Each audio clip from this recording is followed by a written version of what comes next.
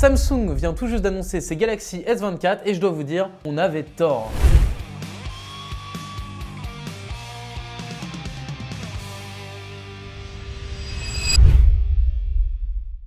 On était tous là à penser qu'il n'y avait pas beaucoup de nouveautés en approche cette année, et ils nous ont un petit peu surpris quand même. La team 01net a été invitée à les essayer avant leur présentation officielle, et si oui, ça ressemble un petit peu à des S23 avec une moustache, on a toujours le Galaxy S24, le S24 Plus et le S24 Ultra, et bien en fait il y a quand même pas mal de nouveautés et on va vous expliquer tout ça. Le truc qui m'a choqué immédiatement, c'est le design du S24 Ultra. Je suis obligé de vous en parler en premier parce que quand je l'ai pris en main, j'ai même poussé un cri. Je sais que c'est un petit peu exagéré, mais j'étais ah ouais, en fait c'est marrant, on dirait que c'est le même, mais c'est pas vraiment le même. C'est-à-dire qu'on a des tranches plates, on a un écran plat et ça n'a l'air de rien comme ça, mais en fait ça change complètement la prise en main. On a un smartphone qui certes assume un peu plus d'être massif que ses prédécesseurs, mais globalement moi je trouve que ça fonctionne plutôt bien. Dans cette première prise en main, j'ai trouvé ça confortable et honnêtement l'écran plat, c'est un plaisir. On se voit déjà mater du contenu là-dessus et pas avoir cette impression de perdre un petit peu avec l'écran incurvé. On se voit aussi manipuler le smartphone sans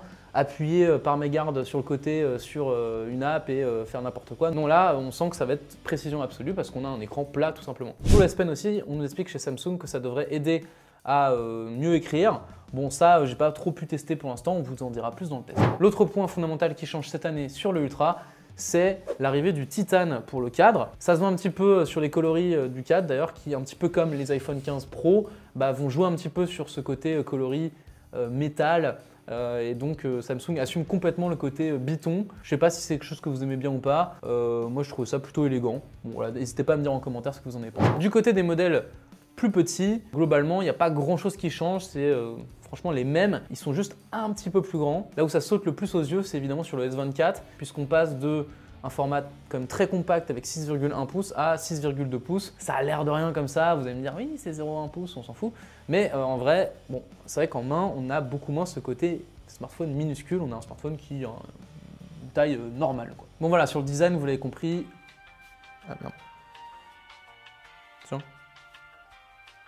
Donc voilà, sur le design, vous avez compris, pas de grand chambardement, mais il y a quand même d'autres bonnes nouvelles. Il y a une autre annonce pendant la présentation de Samsung qui m'a fait pousser un petit cri de joie, c'était l'arrivée des 7 ans de mise à jour. Ah, quel plaisir! Je vais vous expliquer, jusqu'à 2023, Samsung c'était un peu les kings des mises à jour. Ils avaient 4 ans de mise à jour majeures, 5 ans de patch de sécurité. C'était eux qui avaient démarré à lancer un petit peu cette tendance-là. Voilà, ils étaient vraiment bien en place. Et puis, Google est arrivé. Hop, ils ont proposé 7 ans de mise à jour sur leur Pixel. Et là, ça a tout changé. D'un coup, Samsung n'était plus le leader. Donc, on les attendait au tournant. Et franchement, ils ont répondu présent. Les Galaxy S24 auront 7 ans de mise à jour. C'est une très bonne nouvelle. Ça veut dire qu'on pourra passer d'Android 14 à Android 21.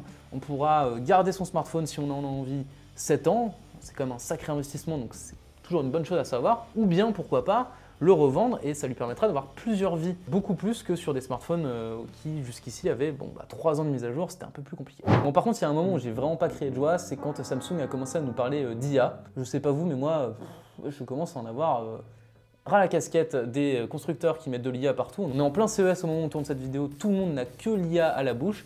Et donc je m'attendais à un truc un peu bullshit pour le dire. Bon, là aussi, mea culpa, on s'est trompé. Franchement, Samsung, ils ont mis la barre plutôt haute. Ils m'ont plutôt impressionné, je vais vous expliquer. En gros, il n'y a aucune fonctionnalité sur les Galaxy S24 qui est révolutionnaire. C'est que des trucs que vous avez déjà fait, que vous avez déjà vu, qui existent déjà ailleurs. Vous allez me dire, bon, du coup, on s'en fiche. Non, parce qu'en fait, ils ont eu l'intelligence d'amener ça de manière logique et facile d'accès pour tout le monde. C'est-à-dire que partout dans l'interface, quand vous allez pouvoir utiliser l'IA, vous allez avoir une petite icône avec une petite étoile, hop, un petit clic et ça démarre et vous avez accès à une fonctionnalité sympa. C'est un peu l'opposé de ce qu'a pu faire Google avec ses Pixels. Côté Pixel, moi j'étais assez critique de la manière dont ils amenaient certaines fonctionnalités. Il fallait ouvrir un menu puis un autre, des fois c'était caché. Je connais des gens qui ont des Pixels qui découvrent encore des fonctionnalités plusieurs semaines voire plusieurs mois après leur achat. Alors que là, Samsung, on sent que c'est vraiment maîtrisé au niveau de l'interface. Je vais vous donner quelques petits exemples de ce qu'on a vu. On a par exemple la possibilité de résumer un article en simplement un clic. Comme ça, on peut ensuite traduire ce résumé de l'article, l'envoyer comme on veut. On peut aussi retranscrire une réunion complète avec jusqu'à 10 interlocuteurs. Ça marche aussi avec les podcasts. Là aussi, on peut vous faire un petit résumé très rapidement. On peut traduire en direct une conversation avec quelqu'un qui est en face de soi. On peut traduire un appel en direct avec quelqu'un. C'est-à-dire que ça va vous laisser dire ce que vous avez à dire et puis ensuite ça va le traduire dans la langue cible de votre interlocuteur.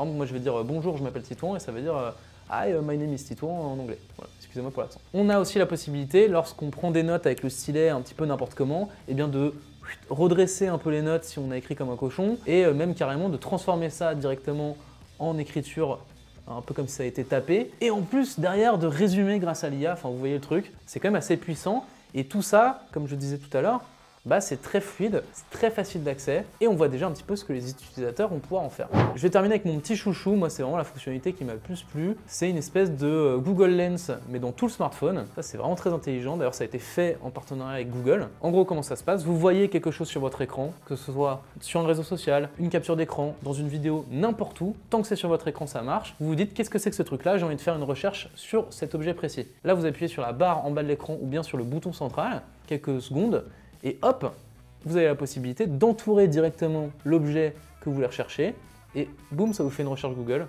Ça fait encore une fois penser à Google Lens, ça n'a rien de révolutionnaire, mais l'intégration native à l'intérieur des Galaxy S24, bah, elle est super bien pensée. D'ailleurs, je vous dis intégration native dans les S24, mais il faut savoir que les Galaxy S23 en profiteront dans les mois à venir, donc si vous avez un S23, pas de panique, ça arrive. Ah oui, il y a aussi un truc important, la plupart des fonctionnalités ne demandent pas d'être en ligne pour fonctionner. Donc ça, c'est quand même une très bonne nouvelle. On avait un petit peu peur de ça sur les fonctionnalités IA. On s'était dit, bon bah voilà, si à chaque fois, il faut avoir Internet, il faut passer par le cloud, etc. La plupart, c'est pas le cas. En gros, si vous avez besoin d'Internet pour que ça fonctionne, genre l'espèce de Google Lens dont je vous parlais tout à l'heure, bon bah là, évidemment, il faut avoir Internet. Mais pour le reste, c'est on-device. Et bon bah ça, c'est plutôt une bonne nouvelle aussi. On passe à la photo, parce que c'est quand même un point super important sur les smartphones premium.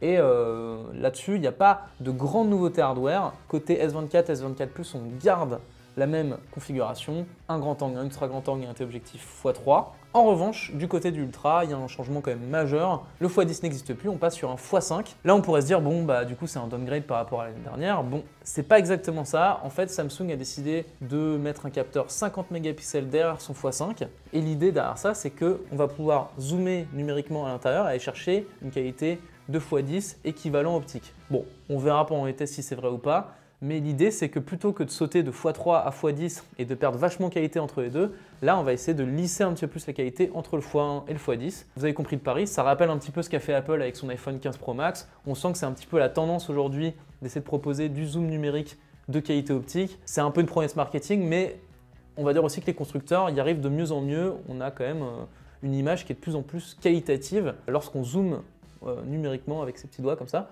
On va voir ce que ça donne, on vous dira tout ça en test. D'ailleurs, Samsung nous a précisé un point assez intéressant, c'est qu'auparavant, le smartphone ne travaillait l'image que sur, vous savez, les différents niveaux de zoom qui vous étaient proposés en bas. Et quand vous étiez entre les deux, bon bah voilà, l'image était quand même moins travaillée. Là, tout du long, lorsque vous allez zoomer, vous allez avoir l'IA qui va venir améliorer l'image. Oui, je sais, on parle encore d'IA, mais qu'est-ce que vous voulez, on est en 2024. D'ailleurs, l'IA va encore intervenir dans la photo, évidemment. On va pouvoir faire par exemple ce qu'on appelle un recadrage génératif.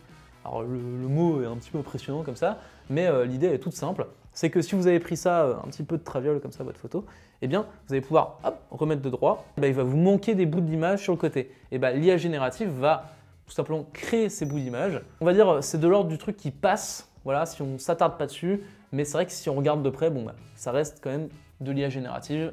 Vous connaissez un petit peu de la magie noire et des fois ça se voit. On a aussi vu une espèce de gomme magique façon Google où on va pouvoir comme ça déplacer le sujet d'une photo ou bien le grossir, le recadrer, mais ça on n'a pas trop pu tester donc je ne peux pas vous en dire beaucoup plus. Sur la partie performance, sujet hautement touchy sur les Galaxy S, oui, Samsung a décidé de ressortir l'Exynos du placard. Oui, ça fait pas forcément plaisir pour ceux qui connaissent le sujet. En gros, les Exynos, jusqu'ici, c'était des puces quand même moins puissantes que les puces Snapdragon. Mais bon, qu'est-ce que vous voulez? Ils ont mis Exynos 2400 sur le Galaxy S24 et le Galaxy S24 Plus. Heureusement, le Galaxy S24 Ultra, lui, aura un Snapdragon 8 Gen 3 et attention, with Galaxy. Donc ça veut dire quoi? C'est un Snapdragon 8 Gen 3 optimisé pour les Galaxy. Bon, j'en sais pas beaucoup plus. A priori, c'est la même fréquence d'horloge, il n'y a rien qui change. C'est juste un peu plus travaillé avec Samsung. Voilà, j'en sais pas beaucoup plus à ce stade, il va falloir qu'on fasse tous les petits tests pour voir s'il y a des vraies différences. Très rapidement sur l'écran, il n'y a quasiment rien qui change, juste la luminosité augmente encore. Vous savez, c'est toujours le truc qui est bien à mettre dans les images marketing, donc ils l'ont fait. On passe à 2600 nits. Voilà, il faudra prendre de la crème solaire pour utiliser votre smartphone maintenant. Le S24 Plus passe sur une définition QHD+. Ça va pas faire une très grande différence, je pense, sur un tout petit écran comme ça. Mais on va dire que bon, bah voilà, ça fait une petite finesse d'affichage en plus. Voilà, on prend toujours. On passe aussi sur du 120 Hz adaptatif sur toute la gamme. Pas de souci là-dessus. Pareil, on est encore un peu sur de l'affinage, mais les batteries des S24 et S24 Plus, elles ont un petit peu plus de capacité qu'avant. Attention, ça ne veut pas forcément dire qu'il y aura une meilleure autonomie. Il faudra voir comment c'est optimisé avec les nouvelles puces. Ça, pareil, j'ai trop dit d'aller voir les tests. On verra les tests, vous inquiétez pas. Sur les batteries, le S24 et le S24 Plus ont un petit peu plus de capacité, mais ça ne veut pas forcément dire qu'ils auront une meilleure autonomie. Ça faudra voir comment ça tient avec les nouvelles puces. Et dernière bonne nouvelle, les prix ont un petit peu baissé, donc ça c'est toujours à prendre. Le S24 passe à 899 €, ça fait 60 € de moins. Le S24 Plus passe à 1169 €, ça fait 50 € de moins. Et en plus il est en 256 Go, donc là petit bonus. Et le S24 Ultra commence à 1469 €, là aussi on perd 50 €. Et pour terminer, je vais faire un petit peu mon grincheux, mais malheureusement le S24 démarre en 128 Go, donc c'est un petit peu étroit en 2024. Surtout quand on a une interface comme One UI qui prend beaucoup de place. J'aurais aimé qu'il passe en 256, mais bon, ce sera pour l'année prochaine. Et attention, attention, ils ne sont pas encore disponibles, ils sont en précommande jusqu'au 30 janvier. Vous allez me dire, bon, est-ce qu'ils sont bien, est-ce qu'il faut craquer? Ça, je ne peux pas encore vous dire. Déjà, il faudra lire les tests sur 01net. Il faudra vous abonner aussi si vous voulez qu'on vous en parle, parce qu'on va faire des tests complets sur la chaîne YouTube. Mais ce qui est sûr, c'est qu'ils m'ont laissé une très belle impression et que je pense que ça va être encore une belle cuvée cette année. Pour ceux qui ont des S21, S22 et S23, ne les jetez peut-être pas encore par la fenêtre, hein, gardez-les bien au chaud. On va s'en reparler très bientôt. Merci en tout cas d'avoir suivi cette vidéo jusqu'ici. Si vous êtes encore là, n'hésitez pas à me donner votre avis en commentaire, ça m'intéresse. Moi je vous dis à très bientôt sur la chaîne de 01net. Des bisous, ciao ciao. Salut.